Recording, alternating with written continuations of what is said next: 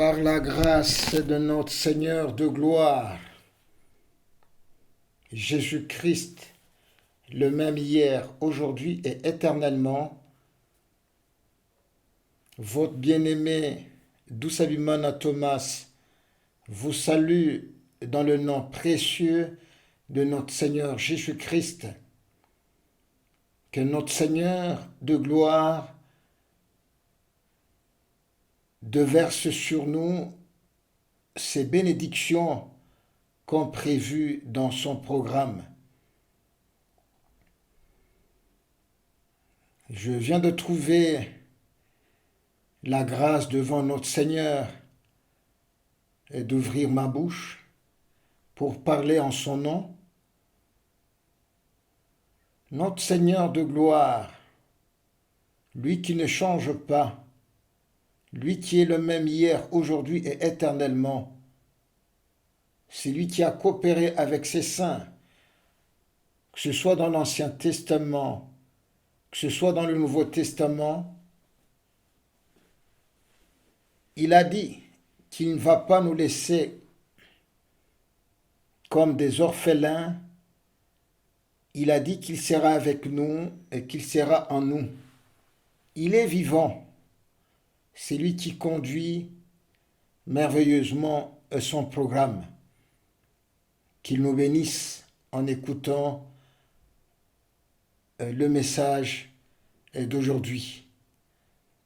En fait, nous allons continuer à parler et à propos de la simplicité de notre Seigneur, puisque la parole de Dieu dit « Dieu résiste aux orgueilleux, il fait grâce aux humbles. » Dieu, dans sa grandeur, quand il est en action, et depuis la Genèse et jusqu'à l'Apocalypse, et même maintenant, Dieu œuvre dans la simplicité.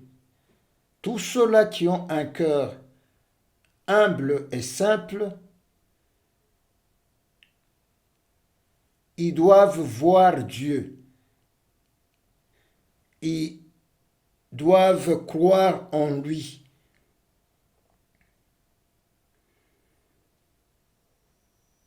Nous allons parler du message disant « Il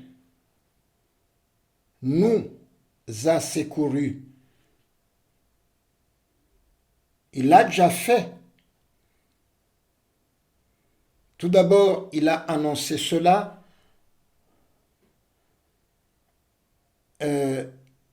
dans sa parole sainte. Et après avoir annoncé cela, il est venu pour nous secourir. Il l'a fait. Nous avons maintenant le devoir de reconnaître le secours de notre Seigneur et le remercier pour nous avoir secourus. Qu'on ne puisse pas demander au Seigneur de nous secourir après qu'il ait fait cela à Golgotha par son sacrifice agréable.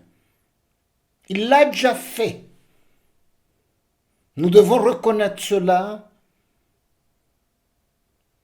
lui rendre grâce de son secours.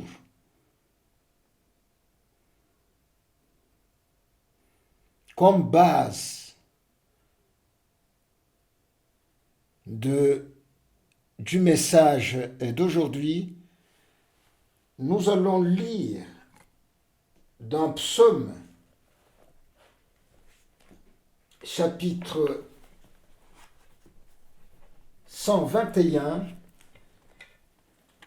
nous allons lire le verset 1er jusqu'au verset 4. Et puis, nous allons aussi lire le verset 7 et le verset 8. Et puis, nous allons lire Psaume 66 à partir du verset 8 jusqu'au verset 9. Lisons tout d'abord le Psaume 121 à partir du premier verset jusqu'au verset 4. Lisons. Je lève mes yeux vers les montagnes. D'où me viendra le secours? Le secours me vient de l'Éternel, qui a fait les cieux et la terre. Il ne permettra point que ton pied chancelle. C'est lui qui te garde ne sommeillera point. Voici, il ne sommeille ni ne dort celui qui garde Israël. Nous allons aussi lire le verset 7 jusqu'au verset 8. L'Éternel te gardera de tout mal. Il gardera ton âme. L'Éternel gardera ton départ et ton arrivée. Lisons aussi le chapitre 66 de Psaume, à partir du verset 8 jusqu'au verset 9. Peuple, bénissez notre Dieu.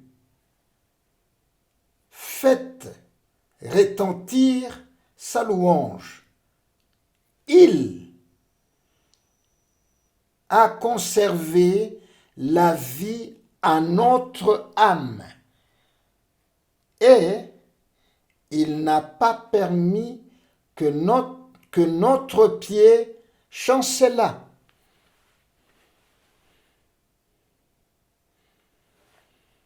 Puisque nous parlons du sujet disant « Il nous a secourus ». Il continue à venir en aide en utilisant les membres de son corps, ses seins.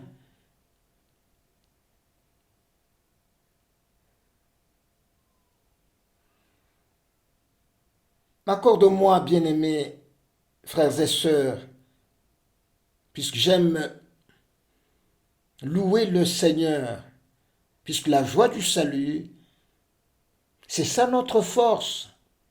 Nous sommes sur le front de bataille. Il faut de temps en temps louer le Seigneur par des cantiques. Je vais un peu louer le Seigneur, accorde-moi à le louer. Oui, la victoire est dans le sang. La victoire est dans le sang. Alléluia. Dans le sang de Jésus-Christ, mon Sauveur, la victoire est dans le sang. Alléluia.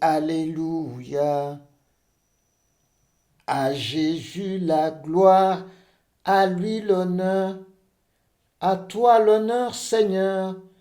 Gloire et gloire et gloire et puissant soit l'agneau.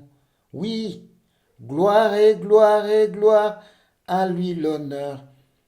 À lui l'honneur, la victoire est dans le sang. Alléluia. À l'agneau la gloire, à lui l'honneur. Mes bien-aimés frères et sœurs, mes amis partout dans le monde entier qui écoutent ce message, nous ne pouvons pas avoir honte de l'évangile de Jésus-Christ, l'évangile du royaume.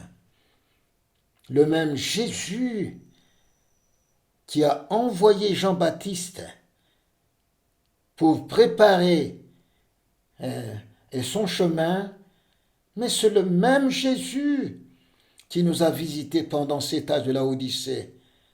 Et nous sommes reconnaissants à la visitation de notre Seigneur pendant cet âge. Mais c'est lui qui a saisi, avec sa main droite, son serviteur et prophète et messager, William Marion Branham, pendant cet âge de la Odyssée. Mais son serviteur, il a prêché l'évangile du royaume. Et les gens qui étaient prédestinés pour recevoir la lumière du soir, ils sont sortis de la confusion et de Babylone, et pour s'aligner conformément à la volonté du Seigneur. Et notre bien-aimé, il a conduit les premiers croyants pour les baptiser au nom de notre Seigneur Jésus-Christ. Et il y avait les témoins, ceux-là qui assistaient à ce baptême. Plus de 3500 personnes qui étaient là-bas. Notre bien-aimé a commencé à baptiser ceux-là qui avaient reçu le message que le Seigneur lui avait donné. À la 17e personne, la nuée, cette même nuée qui a conduit les enfants d'Israël, est descendue. À la 17e personne, la voix est sortie de la nuée en présence des témoins, disant: de même que j'ai envoyé Jean-Baptiste pour préparer ma première venue, le message que je te donne va préparer ma seconde venue. Et nous attendons le retour de notre Seigneur. Et le même Seigneur a conduit son serviteur à prêcher différents messages. Accorde-moi à me référer à l'une de ces prédications qu'il a prêchées. Et ce message a comme titre: pourquoi la petite Bethléem? À la page 23, citation: parce que, bien que Jésus de Bethléem soit le pain de vie, il est aussi l'eau de la vie. Assurément, qu'a-t-il fait? Il était représenté à la fois en David et en ses guerriers, parce qu'il était le roi et il était le guerrier qui est venu et s'est frayé un passage à travers les lignes de l'ennemi. Amen. Il a conquis la mort, l'enfer et la tombe. Il a répandu son propre sang afin que s'accomplisse Jean 3, 16. Car Dieu a tant aimé le monde qu'il a donné son Fils unique, afin que quiconque croit en lui ne périsse point, mais qu'il ait la vie éternelle. Paragraphe 128. Lui-même était cette eau, mais il voulait qu'un peuple ait la vie. Comment l'a-t-il fait? Par son propre sang, en le répandant, non pas en le renversant. Et ce serait un accident, mais il l'a répandu librement au calvaire, après qu'il ait fait une percée à travers toutes les lignes de l'ennemi. Alors, il a répandu son sang avec sa vie, afin qu'il puisse être le guerrier, le grenier pour le monde. Paragraphe 130. Et mon frère, l'endroit où il veut avoir son berceau aujourd'hui, c'est dans votre être, dans votre propre cœur, afin qu'il puisse manifester par vous les eaux de la vie à un peuple qui périt et le pain de vie à un peuple affamé. Il est le pain et l'eau de la vie, les deux choses essentielles à la subsistance de l'homme sont le pain et l'eau. Sa promesse est certaine. Parlons maintenant de notre sujet d'aujourd'hui.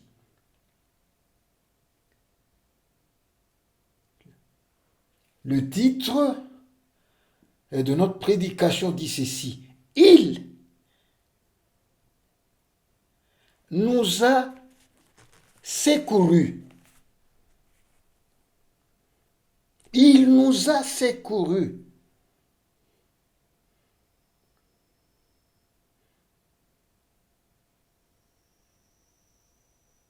David, notre bien-aimé, sous l'onction,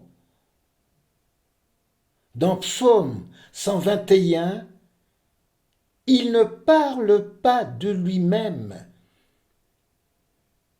Prophétiquement, il parle de Christ qui viendra et qui est venu nous secourir par son sacrifice agréable à Dieu. Il est dit dans Hébreux 10, 5, 10, « Tu m'as formé ce corps, Père, je descends pour accomplir ta volonté. »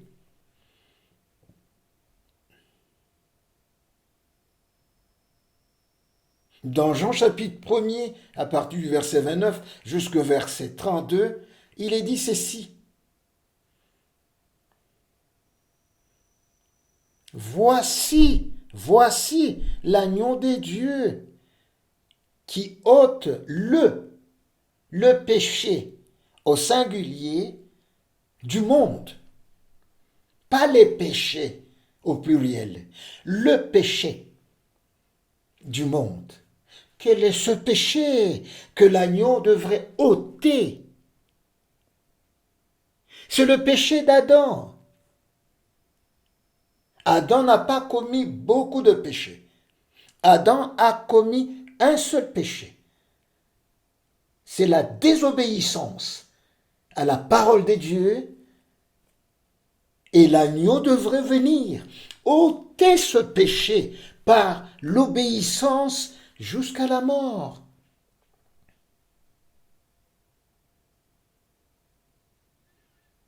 Mais c'était ça qui a fait qu'il puisse venir avec la mission d'accomplir la volonté des dieux. Et l'agneau qui devrait verser son sang, mais pour que Dieu puisse se réconcilier avec le monde par son sacrifice. Et dans ce sacrifice, il y avait son sang.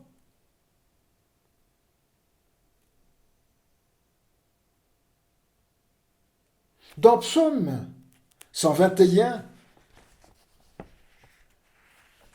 il est dit ceci: Je lève mes yeux vers les montagnes.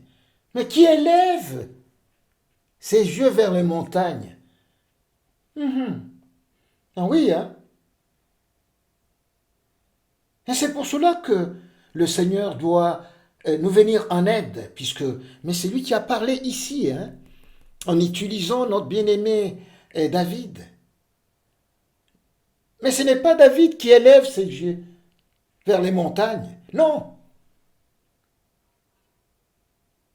Ce vainqueur.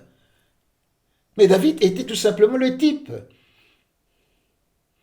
de ce vainqueur qui devrait venir secourir la race d'Adam déchu. Et j'élève mes yeux vers les montagnes. D'où me viendra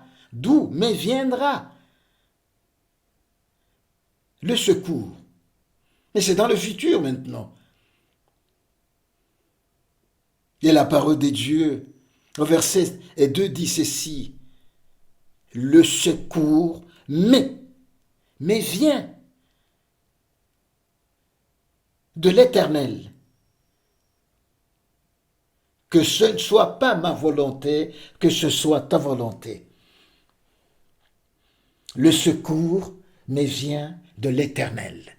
Quand ce grand guerrier, notre David, est venu dans ce monde pour nous secourir,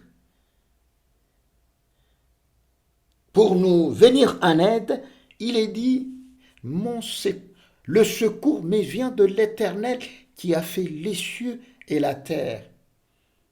Verset 3. La parole est merveilleuse. Il faut la lire. Et sous la conduite du Saint-Esprit pour comprendre le langage céleste. Il est dit ceci. Il ne permettra point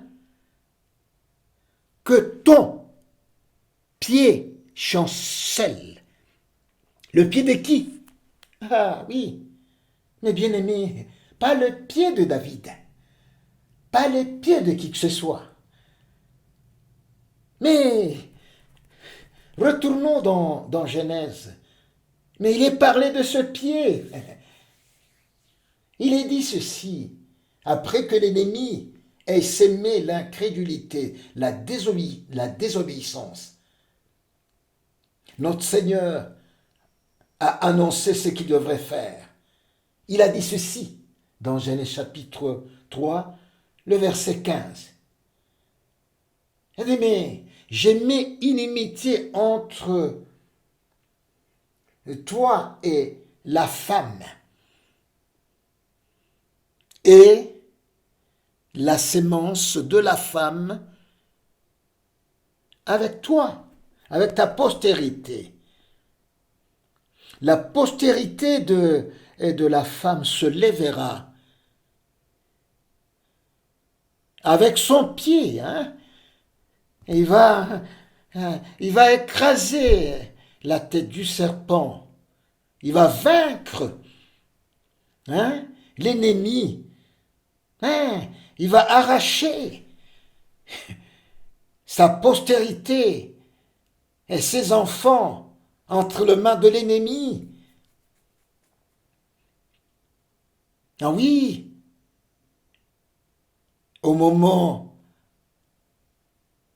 au temps de Dieu, la sémence de la femme est entrée dans ce monde par la foi. L'ange de l'Éternel, Gabriel, est allé voir Marie et a dit à Marie, tu vas enfanter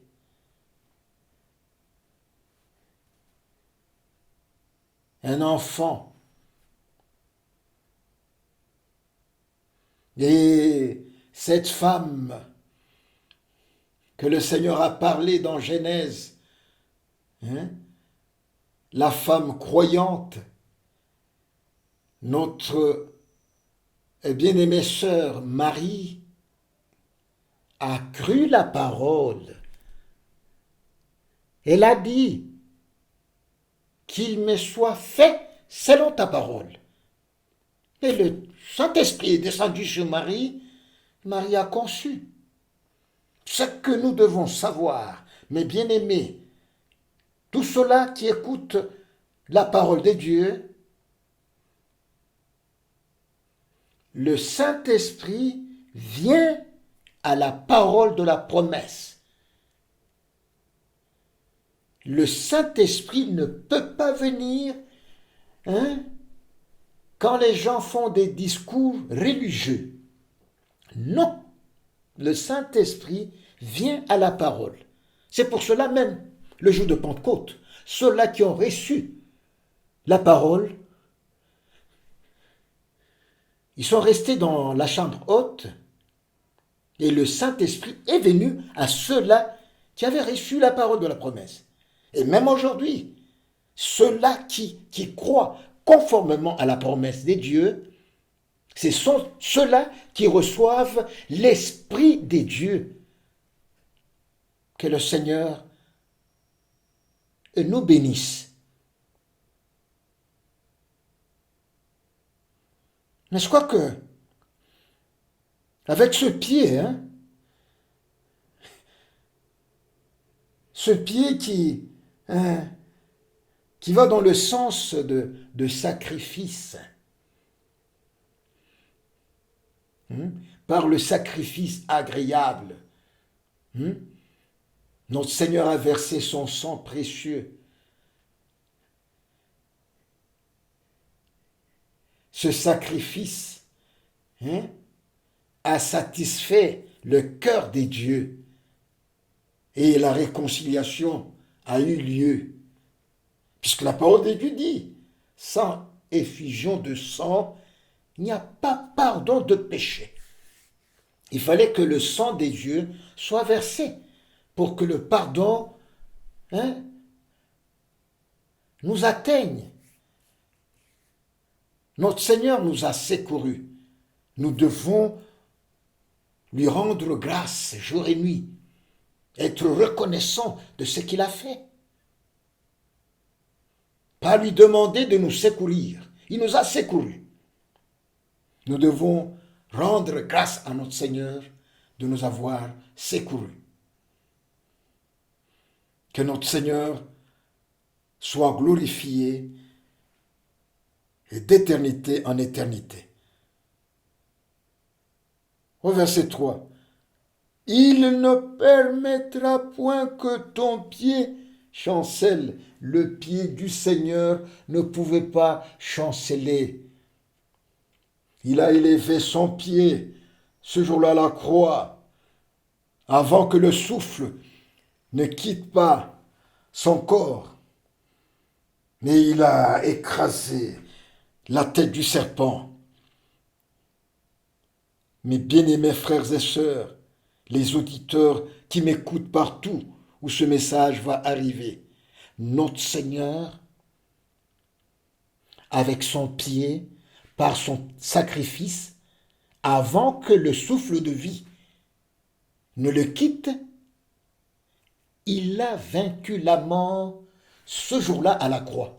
Il n'a pas vaincu la mort en sortant du tombeau.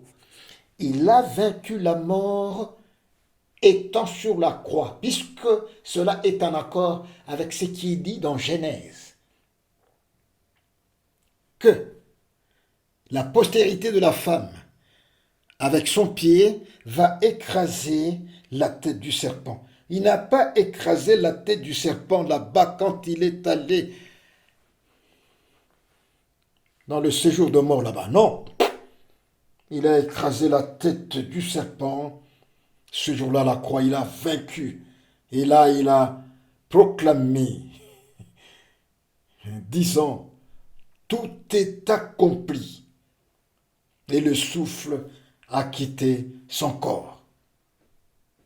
Il ne permettra point que ton pied, le pied du Seigneur, chancelle. Le verset 7, il est dit, l'Éternel te. Il ne va pas garder David. L'Éternel te gardera.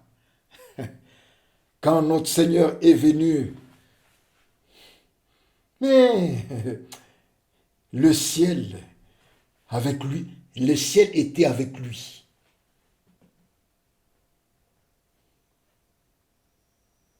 Continuons à parler de notre Seigneur. Il gardera ton âme. L'âme de qui? L'âme du Seigneur. Cette âme obéissante, cette âme croyante. Puisque la parole de Dieu dit, L'âme qui pêche meurt.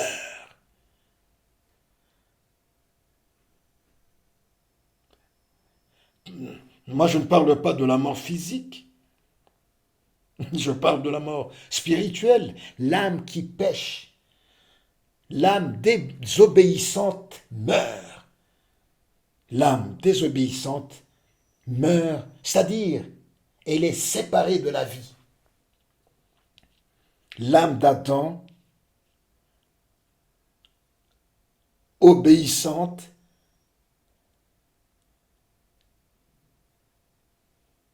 est morte. Mais Adam, après avoir obéi après avoir désobéi à la parole de Dieu en écoutant la voix de l'ennemi qui a parlé à travers sa femme. Mais on n'a pas directement enterré Adam. Hein. Adam a vécu 900 ans. Mais pendant tout ce temps, c'était un mort. Il était séparé des dieux. Mais c'est pour cela qu'il est dit dans Genèse chapitre 3, partie du verset 20.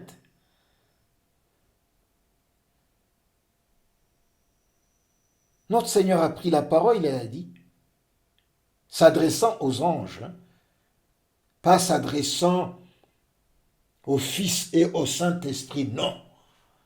S'adressant aux anges, il a dit ceci. L'homme est devenu comme l'un de nous.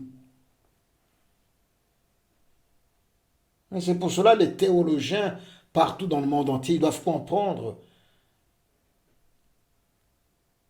L'homme est devenu comme l'un de nous.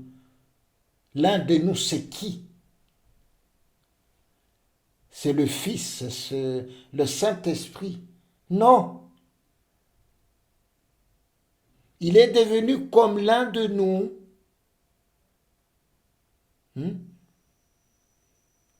En connaissant le bien et le mal. C'est le Fils qui a fait connaître à Adam le bien et le mal. C'est le Saint-Esprit qui a fait connaître à Adam et à Ève le bien et le mal. Mais c'est l'ennemi. Maintenant, puisque l'homme et sa femme sont derrière l'ennemi, le Seigneur a dit aux chérubins, gardez,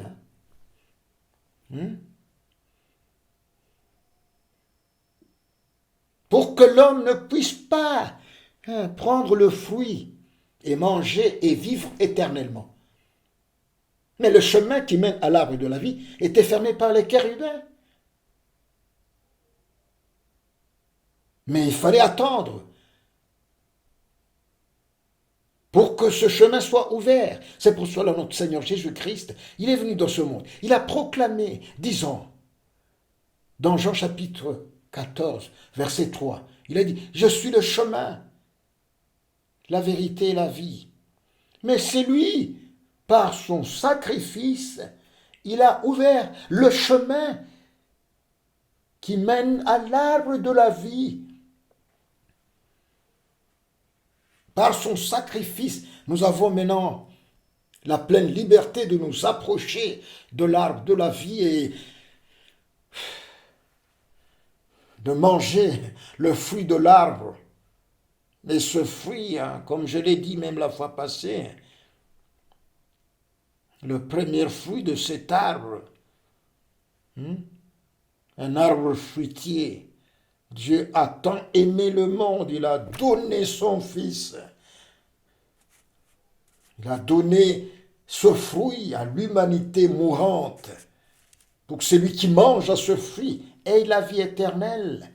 Que Dieu nous bénisse. Il faut que l'évangile du royaume soit prêché. Et en prêchant l'évangile du royaume, on doit parler du roi, de ce roi qui est venu dans ce monde. Ce roi qui est vivant, il est sur le trône, il est dans nos cœurs, c'est lui qui parle de lui-même.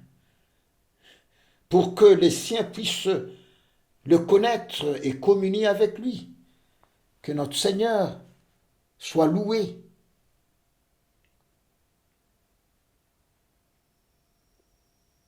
Verset 8. L'Éternel gardera ton départ et ton arrivée, ton départ et ton arrivée. La parole de Dieu est vraiment succulente. Il faut la lire, il faut la méditer sous la conduite du Saint-Esprit pour qu'on sache le langage de l'auteur.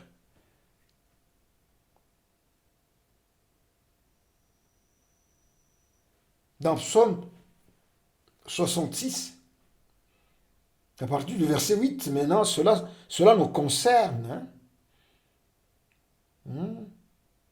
Cela concerne le peuple de Dieu. Ceux-là qui doivent marcher au nom du Seigneur, représenter le Très-Haut, les ambassadeurs de Christ. Psaume chapitre 66, verset 8. Il est dit ceci. Peuple, bénissez notre Dieu. Il faut bénir l'Éternel. Il ne faut pas tenir la tête avec deux mains. Au moment où ce vent souffle partout dans le monde entier. Peuple, bénissez notre Dieu. Faites retentir sa louange. Il a conservé la vie de notre âme. C'est lui qui nous a secourus. Il a conservé la vie de notre âme pour que notre âme soit vivante. Et quand l'âme est vivante, mes bien-aimés frères et sœurs, quand l'âme est vivante, l'âme vivante se tient devant le Très-Haut. Dans Psaume 104, quand l'âme est vivante, qu'est-ce que cette âme fait? Cette âme, Psaume 104, il est dit ceci, mon âme, partie du verset 1er, mon âme, bénis l'Éternel.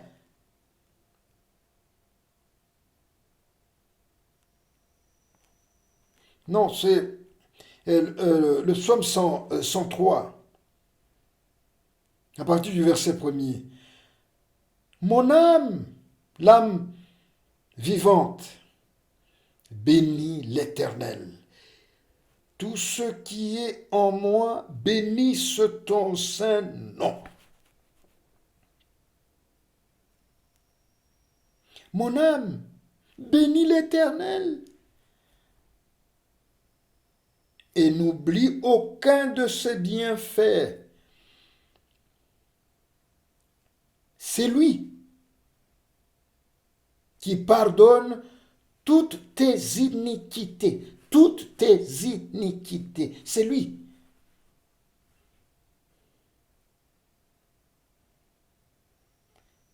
Qui guérit toutes tes maladies.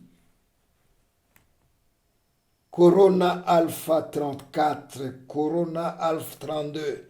C'est lui qui te guérit toute maladie. Il faut rendre grâce à notre Seigneur. Il est vivant. Mais on ne doit pas rester. On ne doit pas être gardé dans la peur de l'ennemi. Que le Seigneur nous vienne en aide. C'est lui qui délivre ta vie de la fausse, qui te couronne de bonté et de miséricorde. C'est lui qui rassasie des biens ta vieillesse. Notre Seigneur, il a des bons objectifs à notre égard. Le vent doit souffler, il a permis cela, mais celui qui est en nous, il est plus que celui qui est dans le monde. Que notre Seigneur soit glorifié. Le verset 9, psaume 66. Il l'a conservé la vie de notre âme et il n'a pas permis que notre pied chancellât. C'est lui qui n'a pas permis que le pied du Seigneur chancelle. Il ne peut pas permettre que notre pied chancelle. À lui la gloire, à lui l'honneur, à lui la puissance d'éternité en éternité. À lui la gloire, à lui l'honneur, à lui la puissance d'éternité en éternité.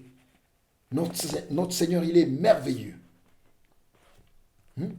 Notre Seigneur, il est merveilleux. Mes bien-aimés frères et sœurs, le même Seigneur qui a coopéré avec David, c'est le même Seigneur qui coopère avec nous.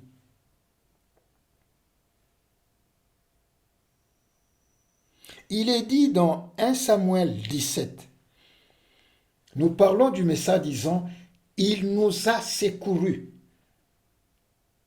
Continuons à lui rendre grâce de nous avoir secourus. C'est ça le secret de demeurer dans sa victoire. C'est pour cela qu'il est dit dans Ésaïe, chapitre 53, la parole prophétique dit ceci. Par ses maîtrissures, il nous a guéris. Il ne va pas nous guérir, mais par ses maîtrissures, il nous a guéris. Est-ce que notre Seigneur, il a eu des maîtrissures pour que nous soyons guéris? Oui. Ce qu'il a dit dans Ésaïe 53, il a accompli cela ce jour-là à la croix. Par ses maîtrissures, nous avons été guéris. C'est pour cela que nous devons chaque fois rendre grâce à notre Seigneur.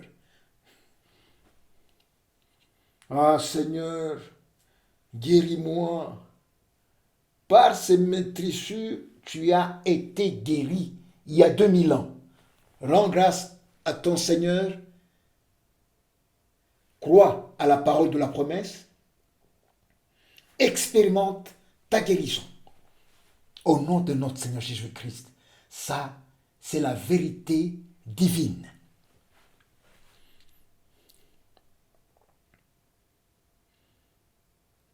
Dans 1 Samuel chapitre 17, au verset 14, et lorsque les trois aînés eurent suivi Saoul, mais Saoul, quand il était sur le front de bataille, l'Esprit de Dieu avait quitté Saoul, mais il continuait à être roi là-bas. Il était sur le front de bataille. Il est dit dans la parole de Dieu, David s'en alla de chez Saoul et revient à Bethléem pour faire paître les brebis de son père.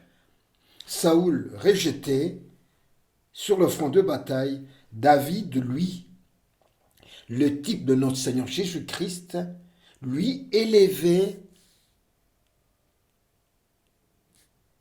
Il était en train de paître les brebis de son père.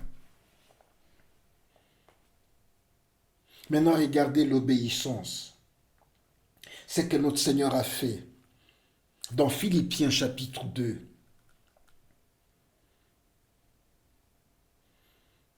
Il a été obéissant jusqu'à la mort. Notre bien-aimé David aussi, au verset 17, il est dit ceci.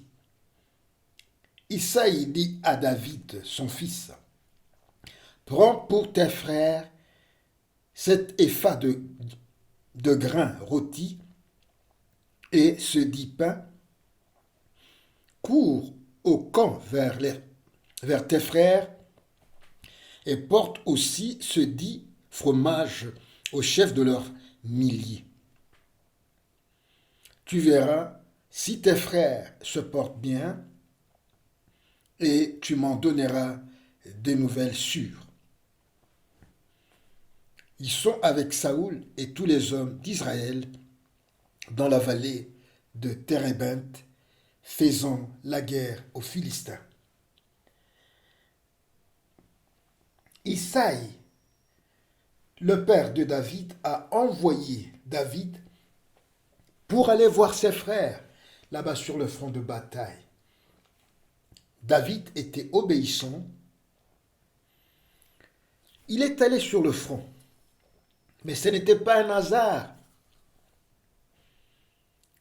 C'est pour cela notre Seigneur, quand il était ici sur terre, il disait, mon Père qui m'a envoyé, mon Père qui m'a envoyé. Mais ce Père qu'il avait envoyé, où est-ce qu'il était?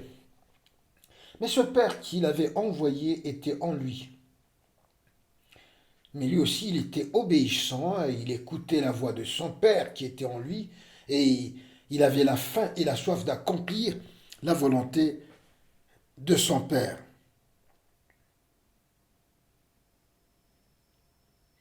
Maintenant, sur le front de bataille, l'ennemi avait sémé la terreur. Il y avait une mauvaise atmosphère là-bas sur le front de bataille. Il y avait panique, comme aujourd'hui.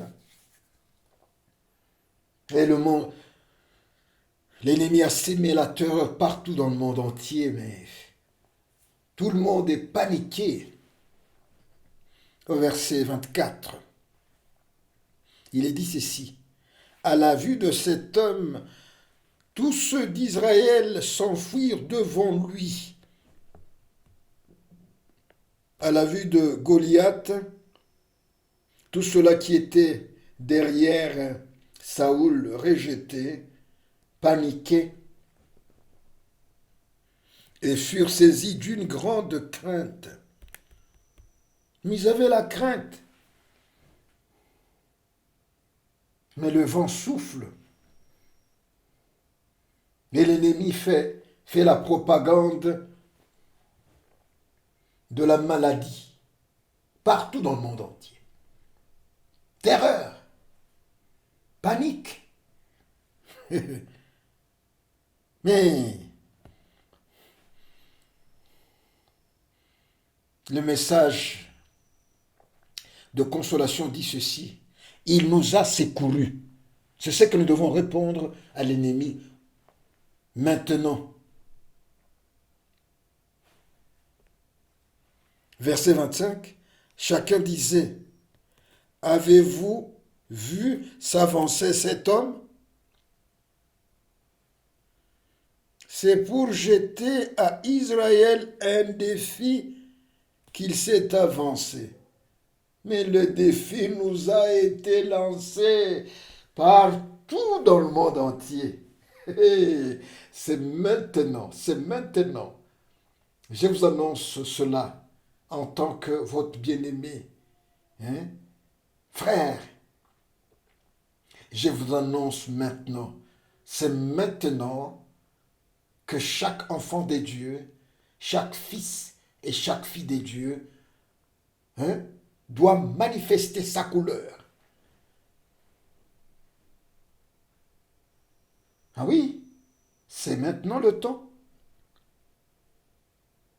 Comme du temps de David, l'ennemi devrait se lever et s'aimer la terreur.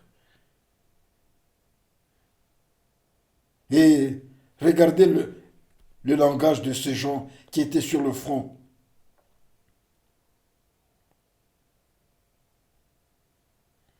C'est pour jeter à Israël un défi qu'il s'est avancé. Si quelqu'un le tue, le roi le comblera de richesses.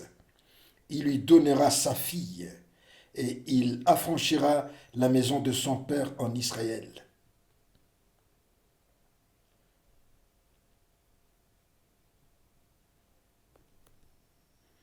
David dit aux hommes qui se trouvaient près de lui, que fera-t-on à celui qui tuera ce Philistin et qui ôtera l'opprobre des déchus Israël? Opprobre! Quand les gens sont paniqués, il y a les représentants du Seigneur sur cette terre, mais il y a panique. Mais l'ennemi s'en moque. Quand il voit les gens paniquer là-bas, et David il dit ceci au verset 26. David dit aux hommes qui se trouvaient près de lui, que fera-t-on à celui qui tuera ce Philistin et qui ôtera l'opprobre de dessus Israël? Mais qui est donc ce Philistin? C'est un circoncis pour insulter l'armée du Dieu vivant.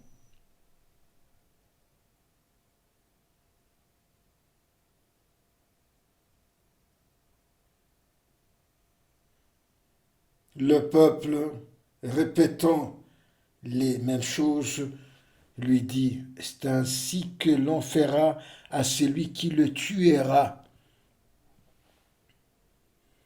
Notre Seigneur a vaincu l'ennemi, il nous a secourus. David aussi prenant la parole, puisque Dieu agit dans l'humilité, David dans sa petitesse, Dieu va l'utiliser pour secourir le peuple qui est dans la panique.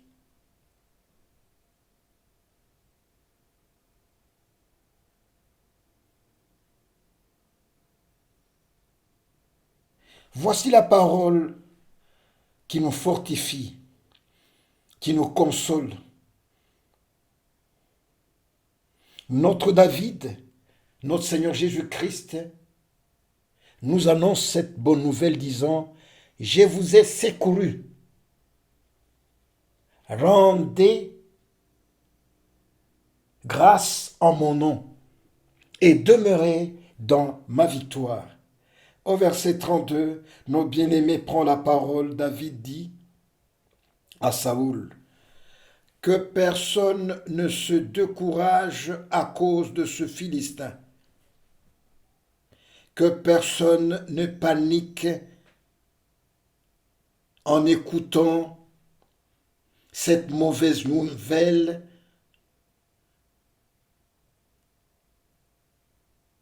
qui circule partout dans le monde entier. Notre Seigneur, il est vivant. » David dit à Saoul que personne ne se décourage à cause de ce Philistin. Ton serviteur ira se battre avec lui. Notre Seigneur, il est descendu, il a affronté l'ennemi. Mes bien-aimés frères et sœurs, la parole de Dieu dit dans Matthieu 4, à partir du verset 4, il dit, mais l'Esprit Saint qui était en Jésus a conduit Jésus dans le désert pour qu'il soit tenté.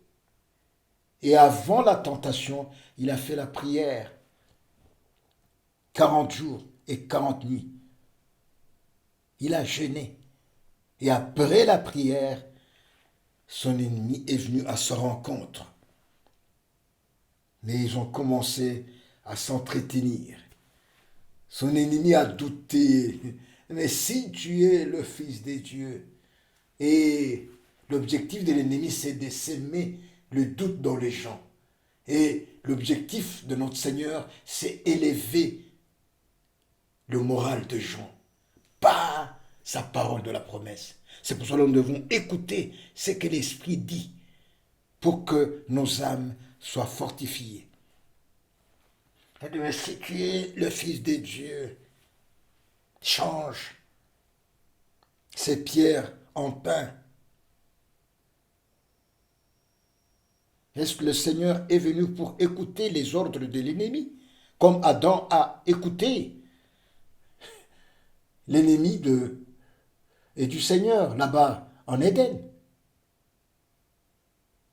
Qu'est-ce que le Seigneur a dit, conformément à sa parole qui demeure éternellement? Mais il faudrait que le Seigneur nous éclaire. Il est dit dans Genèse, chapitre 1er, à partir du verset 26, il est dit ceci. Dieu prend la parole et dit, créons l'homme à notre image. Maintenant, quand les trinitaires se réfèrent à cela, ils disent, mais tu vois, ils s'adressent au Fils et au Saint-Esprit, les deux autres personnes de la Trinité.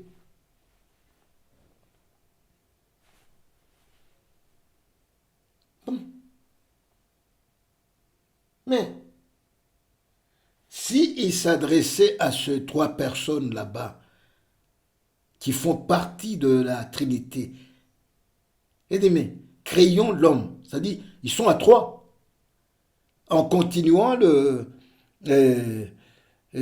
discours, il doit dire, ils créèrent l'homme à leur image. Mais il n'est pas dit cela. C'est lui qui prend la parole, il s'adresse à ceux-là qui l'écoutent. C'est lui, le Créateur. Il est dit dans Genèse, chapitre 1er, verset 26, le même qui a pris la parole en disant « créons », c'est lui. Au verset 27, Dieu créa l'homme à son image. Ils n'ont pas créé l'homme à leur image. Dieu créa l'homme à son image. Maintenant, c'est Dieu qui crée l'homme à son image. Mais qui est ce Dieu là-bas? Dans le Nouveau Testament, étant éclairé d'en haut, il est dit dans Colossiens, chapitre 1er, le verset 15-18, il est l'image du Dieu invisible, le Dieu invisible qui parlait là-bas en Éden. Mais Dieu créa l'homme à son image. Maintenant, quand il est venu dans la chair, il est dit dans Colossiens que Jésus-Christ, il est l'image du Dieu invisible.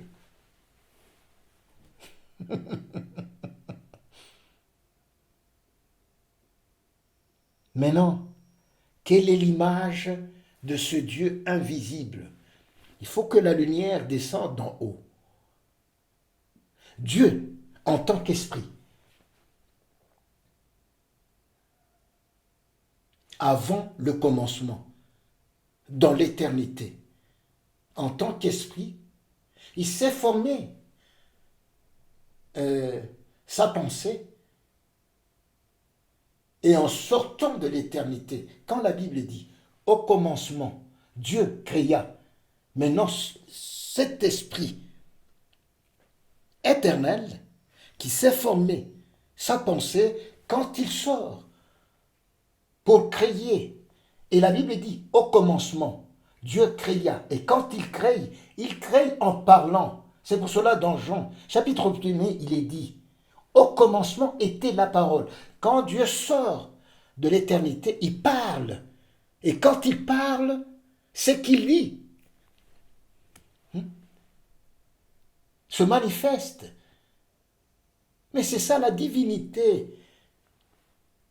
Et le même qui a parlé là-bas au commencement, C'est la parole qui s'est faite chair.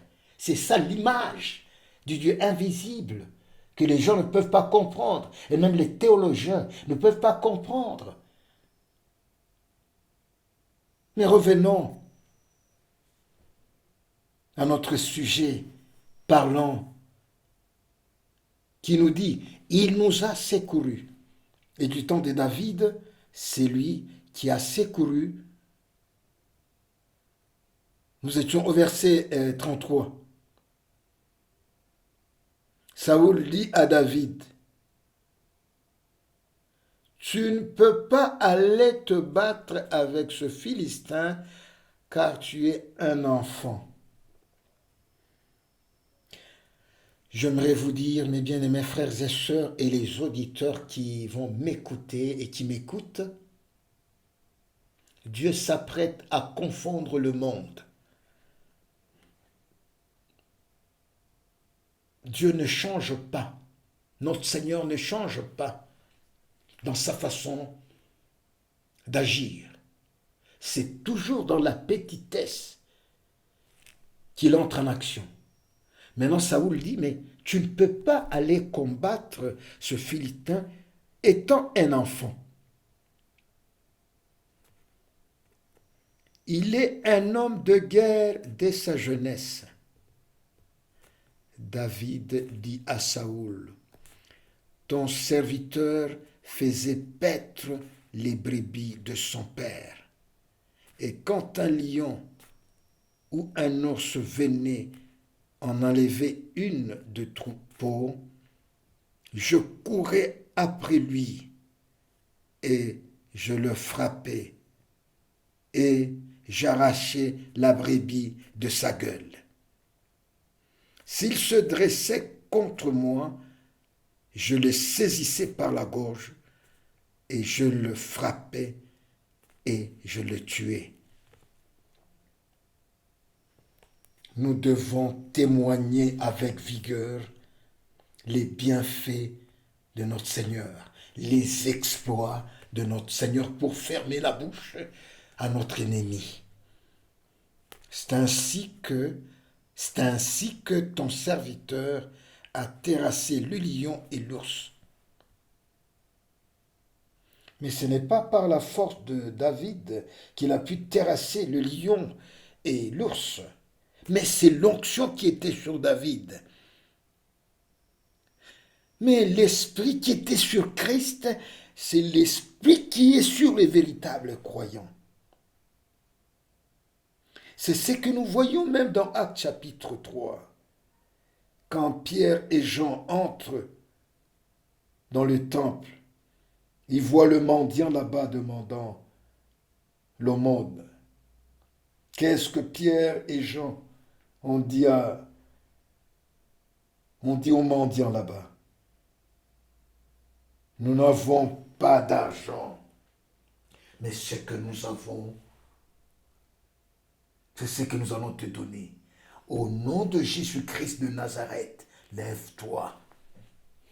C'était les représentants de Christ pendant leur temps. Nous sommes les représentants du Seigneur pendant notre temps. L'ennemi nous a lancé le défi. Notre Seigneur, il est vivant. Il est le même hier, aujourd'hui et éternellement.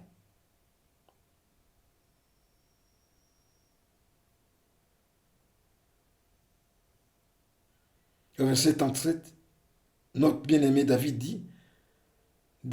dit encore, l'Éternel qui m'a délivré de la griffe du lion et de la patte de l'ours, me délivrera aussi de la main de ce Philistin.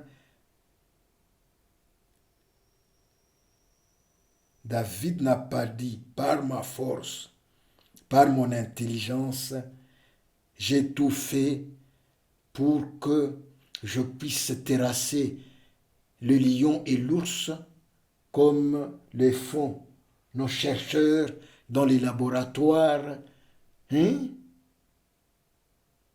Mais David a dit, l'Éternel, 37,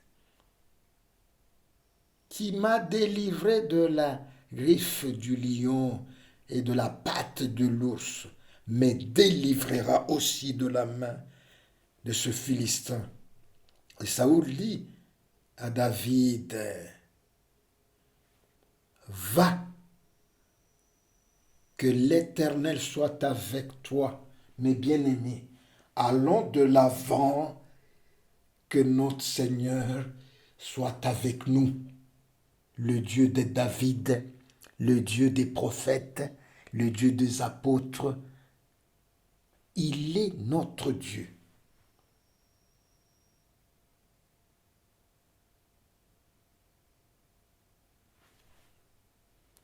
Regardez comment est-ce que l'ennemi sème la terreur. Le verset 42. Le Philistin regarda, et lorsqu'il aperçut David, il le méprisa, ne voyant en lui qu'un enfant. Lui, il était tellement grand, hein? Et il a vu comment est-ce que Dieu confond les grands. Il envoie un enfant devant lui, blond et d'une belle figure. Le Philistin dit à David, suis-je un chien pour que tu viennes à moi avec des bâtons? Et après l'avoir maudit par ses dieux, il ajouta, viens vers moi, je donnerai ta chair aux oiseaux du ciel et aux bêtes de champ.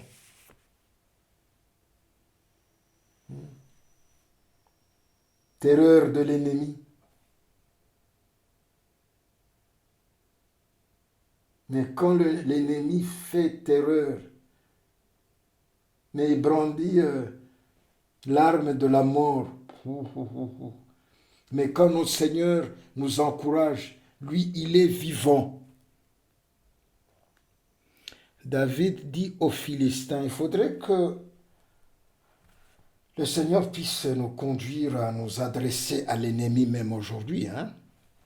David dit aux Philistins, tu marches contre moi avec l'épée et la lance et le javelot. Et moi, je marche contre toi au nom de l'Éternel des armées.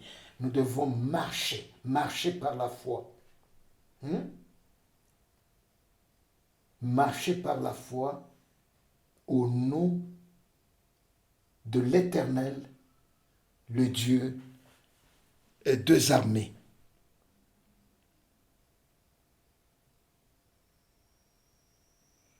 Du Dieu de l'armée d'Israël que tu as insulté. Prophétie. Aujourd'hui l'Éternel te livrera entre mes mains. N'ayons pas peur, la victoire est avec nous, puisque nous avons cru au vainqueur. Aujourd'hui l'Éternel te livrera entre mes mains, je t'abattrai et je te couperai la tête. Aujourd'hui, je donnerai les cadavres du camp de Philistins aux oiseaux du ciel et aux animaux de la terre. Maintenant, la bonne nouvelle que nous devons annoncer au monde entier. Verset 47. Et toute cette multitude saura que ce n'est pas par l'épée ni par la lance que l'Éternel le sauve. Ce n'est pas par la force, ce n'est pas par quoi que ce soit que l'Éternel le sauve. L'Éternel ne peut pas utiliser ce que les gens utilisent. Car La victoire appartient à l'Éternel et il vous livre entre nos mains. La victoire appartient à notre Seigneur Jésus-Christ. Il est vivant, il ne change pas. Avec une arme simple, David a affronté son ennemi. Verset 50. Ainsi, avec sa fronde et une pierre, David fut plus fort que le Philistin. Il le terrassa et lui ôta la vie sans avoir d'épée à la main. Il courut, s'arrêta près du Philistin et se saisit de son épée qu'il tira du fourreau. Il le tua et lui coupa la tête. Que notre Seigneur soit glorifié. Il est vivant, il ne change pas, il est le même hier, aujourd'hui et éternellement. Maintenant, ce que nous devons faire en demeurant dans cette victoire. Chapitre 18, 1 Samuel, à partir du verset 6.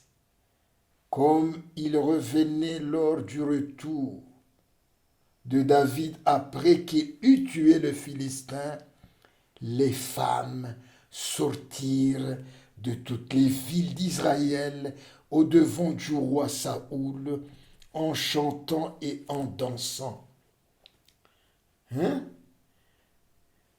C'est-à-dire quand nous voyons notre David qui nous a secourus, mais nous devons le louer, mais nous devons même danser.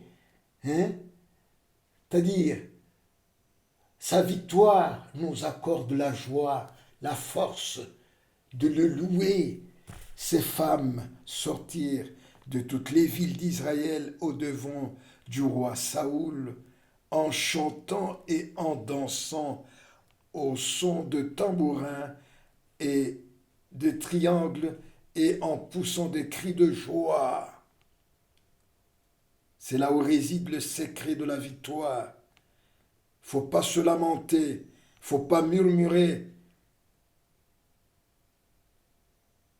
Notre Seigneur nous a secourus. Les femmes qui chantaient se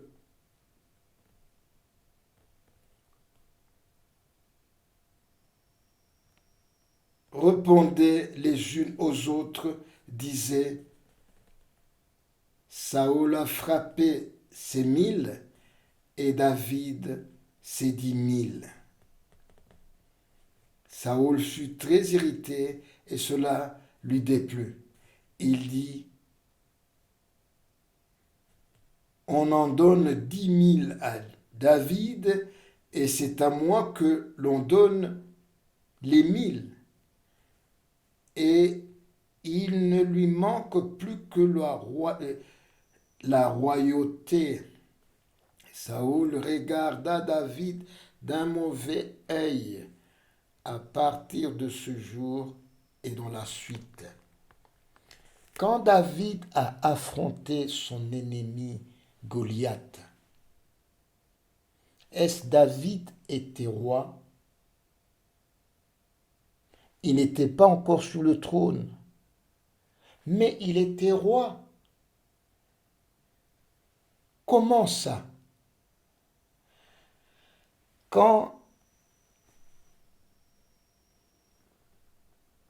le prophète Samuel a oint David, la parole de Dieu dit: l'esprit quitta Saoul, l'esprit de Dieu quitta Saoul et se déposa sur David. Depuis ce temps-là, David était roi. En entendant qu'il puisse s'asseoir sur le trône, il devrait passer par les épreuves. C'est pour cela, la Bible dit que nous sommes des rois et des sacrificateurs en entendant de nous asseoir avec lui sur le trône et de régner. Que le Seigneur soit glorifié, qu'il nous bénisse. Prions. Père céleste, Père éternel, le Créateur des cieux et de la terre, je te suis vraiment reconnaissant de l'onction que tu viens de m'accorder pour parler en ton nom. Merci pour le message d'aujourd'hui. Que ton Saint-Esprit puisse conduire ce message directement dans le cœur de tous ceux-là qui ont faim et soif de toi, et que les bénédictions qui accompagnent ta parole parlée puissent atteindre tout véritable croyant qui va recevoir par la foi cette parole que tu viens de nous donner. Sois attentif à la prière de tes saints et à tous ceux-là qui désirent ton secours. Tu ne changes pas, c'est toi qui comptes achever ce grand réveil. Continue à ramener à la bergerie tes brebis affamées et assoiffées par la prédication de l'Évangile au nom de Jésus-Christ, notre Sauveur et notre Seigneur. Amen.